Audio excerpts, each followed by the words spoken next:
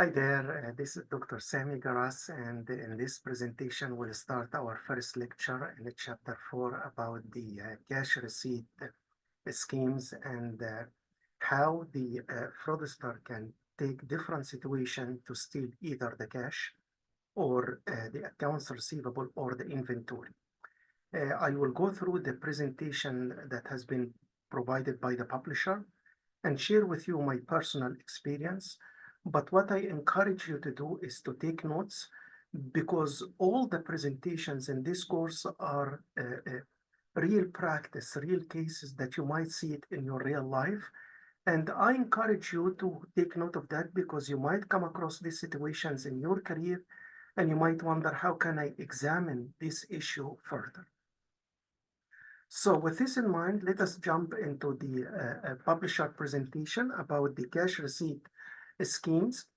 And here in this chapter, in brief, it shows us how the skimming of cash or receivables or inventory might happen. What do we mean by skimming? I mean taking the asset, either cash or receivable collection or inventory, before it comes to our records. So for example, if a teller is working on a cash register, the teller might steal the cash without typing anything in the cash register. So we skim the cash before it comes to the records. And this makes the life of the examiner hard because there is no evidence that the person had stolen the cash. Cash larceny, on the other way, it's stealing the physical cash after it has been recorded in the company records. So in this presentation, I'm going to show you some examples about skimming cash and receivables. The rest of the modules, I will cover them in another presentation. Skimming cash, as I said, is just taking the cash off the book before it comes to record. Before we say debit cash and credit sales, the cash is stolen. Stolen by whom? It could be the salespeople when they collect the cash from the customers, or the teller, or the wait staff, or the off-site employees. So for example, if we have a property manager who is renting property to the clients, the property manager can steal the cash before it goes into the company's record.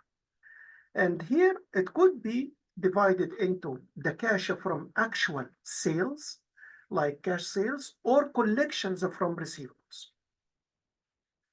Example of a check skimming. So as I said here, the cash is stolen by a person physically, but sometimes we might have a check skimming. How can we skim the check?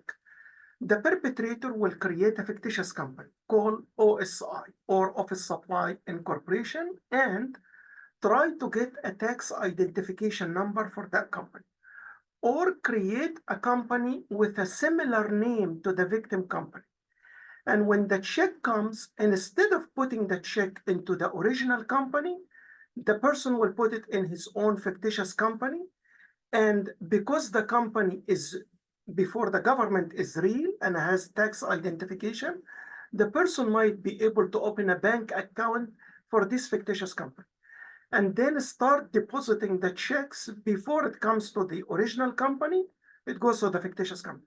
So here we skim the check before it's been recorded in the company's books.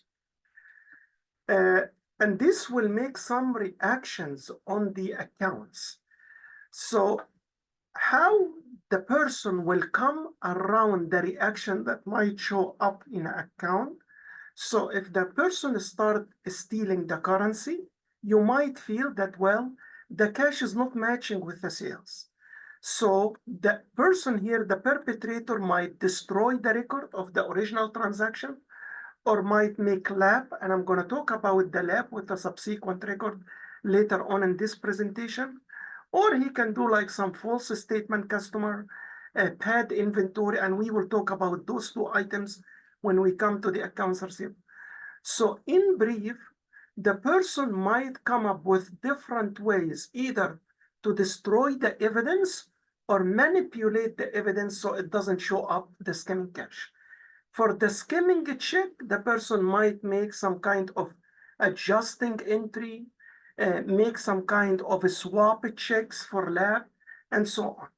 So here the perpetrator will make different ways to cover up his skimming, and the burden will fall on the fraud examiner to find out a tip or a clue that might lead to this fraudulent transaction. Good examples of the sales skimming is sales from the cash register. And I will talk about all these items in the coming slides, but this is like a briefing of what are the examples of a sales skimming.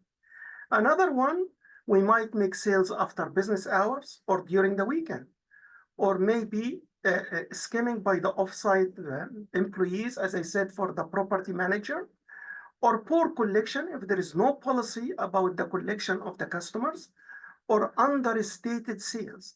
So we understate the sales, reduce the sales, so it shows exactly equal amount to the actual cash. And by doing that, if we understate the sales and understate the cash, they will become equal, and this will hide the evidence. A check for currency substitution, the person will receive a check from the customer, maybe for $100, but will make a deposit into his account, $80 cash. So here the person is making swap, or maybe the person will work alone in the mail room where he gets the check, sign them off, put them into bank account or fictitious company, and then make a cover-up. And this one, it's a theft in the mail room if the person is opening the mail and depositing the check. So let us talk about some details in each one of those transactions. As I said, for the cash register manipulation, the person might make several tricks here. Either give the items to the customer, and when it comes to the cash register, he can click on no sales, which means the register will not take it. Or he can make on a tape, but at the same time, he can rip off the tape and remove the evidence. Or the person might make some kind of adjustment to the cash register. The good thing with the new technology in cash register, it will be easy to discover all this kind of tricks that might happen by the perpetrator, because the cash register might have a time and a stamp and a record and camera, which might make it hard for the perpetrator to commit. After our sales, and this, by the way, it doesn't have to be 2 hours after the hours, it could be like a few seconds after the working hours, where the person can make sales and get the cash and keep shrinkage in the inventory to make cover. Skimming offsite employees, and this might happen by a person who does part of the operation without any supervision. So for example, if we are in New York, but the company has some premises in New Jersey, where one person is working in New Jersey offsite, collecting the rents from the tenants and giving them to the company in New York. If we don't have good supervision and reporting from that employee, the employee might collect, for example, as you can see here, application fees or late fees from the tenant, but he doesn't report them. So here he's skimming the cash before it comes to the company's record. Poor collection, and this might be very popular in big companies where they have hundreds, maybe thousands of customers, and they don't have a clear policy of tracing the customers and making the collection on time. This might lead to fraudulent transactions. Understated sales, as I said here, the understated sales, it could happen because of stealing cash or stealing checks, and then the person might come up with different ways to cover up his fraudulent act in cash or checks. A check for currency substitution, as I said, the swap could happen by making the collection of in currency for a less amount of the check amount. And the person can do this, by the way, and he can keep taking the cash from one customer, put it as a deposit in the other customer.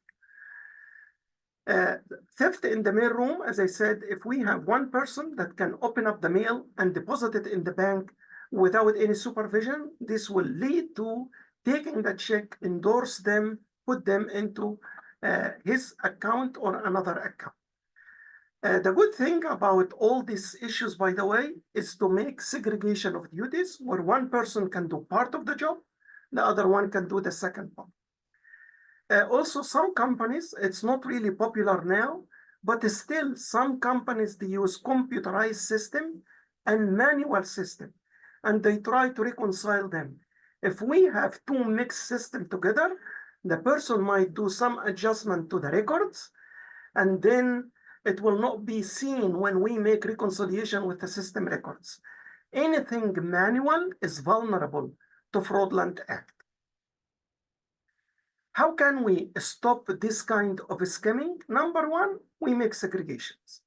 So we don't give all the jobs into hand of one person. Number two, we can have video cameras across the operation to watch the cash registered, the salespeople, the mail room. So cameras are a good way to take record of that. Also, we can create a hotline for customers where they can complain about anything that is not clear in their statement. That can be a hint for the fraud examiner to check it out. We can make logs of site personnel so people will sign in and out, and this would be one way to do it. Another way is to have like two persons in the mail. In data, big data and data analytics, here we see the role of the fraud examiner. When the fraud examiner gets a record of all the transactions that happen during a month or a year, how can he work around the data to come up with evidence that might lead to fraudulent examination? This is what we mean by big data and data analytics. The second point is skimming the receivables. And skimming the receivable is slightly different from skimming cash and checks. Why? Because in the receivable, if I have like 3 accounts, John, White, and maybe Sama. So we have 3 customers here. The person or the collector will take the cash from John and keep it in his pocket. And then when he takes the collection from White, the second customer, he can put it as a deposit for John, the first customer. When he collects the cash from Sama, the third customer, will put it as a collection for White, the second customer. And this one, we call it lapping. We take the collection of the second customer, put it as a deposit for the first customer. And then the original amount that we took from the first customer, we can keep it in our pocket for years if nobody's able to find it out. And this one, we call it lapping. A good example for that, Ponzi scheme. You might heard about Bernie Madoff, and I think we have his case in one of the chapters, where he used to take the amount from the people on a hope that he will give them a higher interest rate, more than what they can get from the stock market or the banks.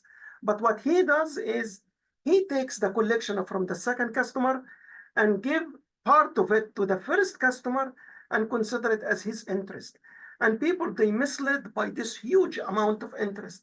In fact, it's not interest, but it's collection from second customer to be deposited for the first customer. Forcing balance, and I'm going to talk about it now. If we try to handle the accounts receivable balance individually, so we have one person is handling the collection and the recording in the accounts receivable, he can try to make adjustment to balance of the accounts. Stolen statements, he can destroy the statements so the customer doesn't know about it. Fraudulent write-off or discount, and I'm going to talk about it now. Debiting the wrong account, and we will discuss it, and finally destroy the records. So we discussed lapping, and we said lapping is to take the collection of one person, give it to the other, and this will be like, it could say, it might look legitimate, because the fraud examiner doesn't know if White made the payment in a date different from John. If we check the cutoff date, we might find the clue for that. But if we don't, then we might not be able to discover the lapping, because it seems it's collection going to the account of a customer. Forcing the balance, it means you force the accounts receivable balance to be matching with the reality by making adjustment. And this could be made if the person is collecting the receivable and making the recording. He can collect the receivable, but make fictitious adjustment to balance it off. A stolen statement, sometimes the person might have access to the statement of the accounts receivable. And instead of sending the statement, he might destroy them or alter them or don't show them at all. So this way, it will keep the customer blind about the actual balance on a hope that the customer feels comfortable that he made the payment on time. Of course, if we don't have a clear collection policy, the customer might keep paying and his account will become delinquent because the person is stealing the collection. But because we don't have a clear policy, this delinquent amount might go for a long time. Now, if the fraudster found out that there is an issue, might disclose what he's been doing, then he might make adjustment to the accounts receivable by debiting discount and crediting accounts receivable. This means that the customer will reduce the accounts receivable, but not for the sake of collection, but the sake of discount or return or damage that might happen to the goods. And this might be write-off or discount. Debiting the wrong account. So for example, when we receive cash, we used to say debit cash, credit receivables. But sometimes we can debit other account. We debit inventory and credit receivables if we have an issue with the collection. So we will leave the accounts receivable credit so it can be reduced. But instead of debiting cash to show that there is some cash has been collected, we debit wrong account. Destroying and altering the record of the transaction, and this might happen if the perpetrator found out that he might be discovered. He might burn out the statements, or he might throw them away or destroy them, or he might make some kind of manipulation to the record on the computer system. How can we prevent and detect the accounts receivable? Number one, we make segregation of duties. If one person received the money, another person should record. Number two, we can rotate the job. If one person is receiving the amount, he will be next month the one who's making recording, and the one who's recording will swap and start to do the collection. So when we rotate the job duties among the employees, it will prevent them from making any fraudulent act, because they feel that when they leave and somebody else will come, will find it out. And good example, if we force the employee to take their annual vacation and we bring somebody in to fill their work, they might discover it. A supervisory approval for write-off. Employees cannot give discount or write-off at their own. They have to take permission from supervisor. Give enough training for the audit team to discover this act. Automated tests by the system, and we can check the trend analysis. And here, as I said earlier, we come to the big data and data analytics. And this is exactly what the fraud examiner should do. Good example, the fraud examiner might summarize the net sales by employee and see the top 10 employees. So we see who made the largest amount of sales, because those might be the first people that they are making fictitious transaction to steal the cash. And then we check how much discount we give in every location. Returns, inventory adjustment, write-off, void charges. We check because first we need to identify the employee, the perpetrator. Second, we need to identify his location. And if we find correlation between those two, this might be a hint that leads us to the perpetrator. Then we make a list of the top 100 employees by their dollar size, how much sales they made. And out of that, we take the top 10 for the first 3 months. Because if we find one person is making the largest amount of sales all the time, this might be an indicator that this person, he was stealing some of the cash. Excuse me. Also, we can check the top 10 locations that might help us to identify the place for the fraudulent act. We can also make some kind of computation to the standard deviation to see if the same person is repeated over several months. This can give us a hint that this might be the perpetrator. We can also compare the adjustment to the inventory and the refund transaction. If we see an adjustment to the inventory, do we see another record in the warehouse or not? This will be a good situation, because if you see a transaction without a reflection in the warehouse records, it might be that it's a fictitious transaction. We summarize the access for the sales, accounts receivable, inventory, who has access. And when I say who has access, it doesn't have to be physical access, password. And when we check by this password, we can make a log of all the times that the person had access to the system and what he has done for the transactions. And this would be a good hint that might lead to the discovery of the perpetrator. We can summarize also the access to the sales, accounts receivable, and inventory in the non-business hours. So here we check a few minutes before and after the business hours to see who has access. Compute the percentage of assigned to unassigned time of employees. So here we check their time. And finally, we try to check the logs, the phone calls. We try to see the people with X% discount and summarize them by employee to see who made these adjustments, who had partial payment of the invoice from the customers, not complete payment, because this might lead to lapping. Join the customer statement to the accounts receivable to make sure that what has been written in the accounts receivable exactly matching with the statement. Because if we see that ledger is different from the statement, this might lead to the discovery. We can check if there is any invoices still open that has not been paid. If no phone or tax ID number for the customer, it means this customer is a dormant customer. He is not a real, but fictitious on paper. This might be a good example that this person is sending goods to the fictitious customer, but in fact, it goes to his premises. Identify the customer added during the period under review and match those customer file to the employee master file. So this is in brief what I need to discuss in this workshop or this presentation.